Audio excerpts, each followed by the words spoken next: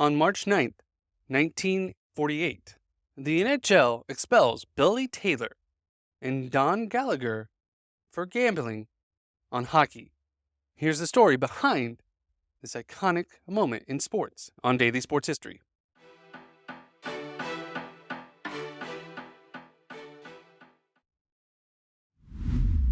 Welcome to Daily Sports History. I'm Ethan Reese, your guide to a rapid deep dive into sports history every day. Gambling has always been an issue in sports. We all know about the Chicago Black Sox. We had an episode on New York City College gambling scandal. But even before that, the NHL had a gambling scandal that rocked the world in 1948, when Billy Taylor and Don Gallagher were banished for life by the NHL. And Taylor was a 28-year-old player in his seventh season of the NHL, as one of the league's top scorers in the 1940s, including winning the Stanley Cup with Toronto in 1942. In the year before he was banished, he led the NHL with 46 assists and was third in scoring with 63. And Gallagher was a young, upcoming center and was the youngest player in the NHL when he joined the Boston Bruins at the age of 17 in 1942. And the year before he got banished is when he really got involved with Billy Taylor, which many NHL insiders knew Billy may have been a bookmaker.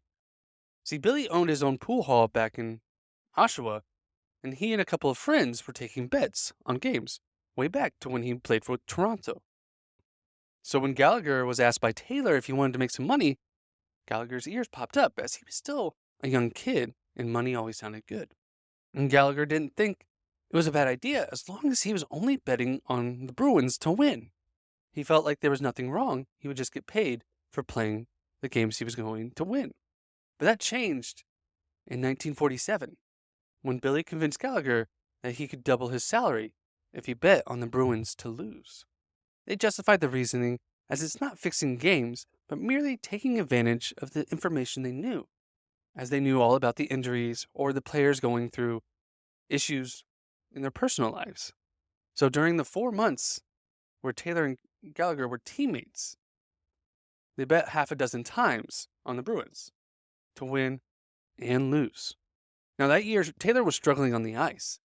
He had just 4 goals and 20 points in 39 games and would eventually get traded to the Rangers. But he would still be in contact with Gallagher after this to continue betting on games. But not being on the same team, meaning they needed a little help. And in came James Tammer, a convicted bank robber and one of Detroit's most notorious gangsters. He would take Gallagher's actions instead of Billy Taylor. And this would ultimately lead to the downfall of the two and them getting expelled from the NHL. On February 17, 1948, Gallagher placed a call to Tammer, putting money on the Bruins to lose.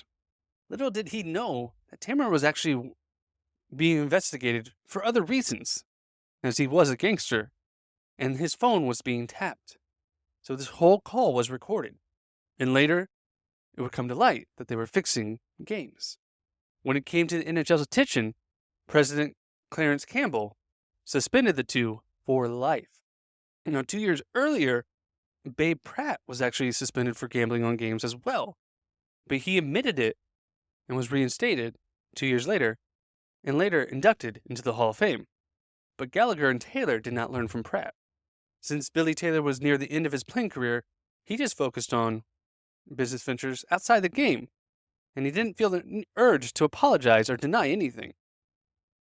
And later, Taylor actually met up with Maple Leafs builder Conn Smythe at a hockey banquet in 1970. At the time, Billy Taylor was 51. He felt sorry for his situation, so he went up to the president of the NHL and asked him could they pardon Billy and Gallagher, and they did in 1971. But neither would go back to the ice.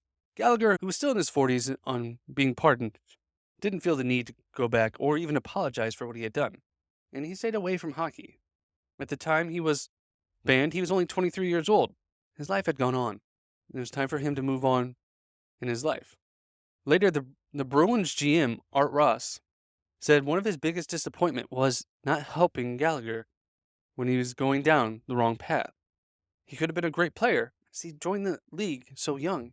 He had his whole career ahead of him still. Both Billy Taylor and Don Gallagher have since passed away, but their names will always be etched in hockey lore, as being part of the biggest gambling scandal in NHL history. Luckily, the game has cleaned up, as most professional leagues have. But with the rise of online gambling, we have seen it being harder for players not to get caught in the web of gambling, just as it was before.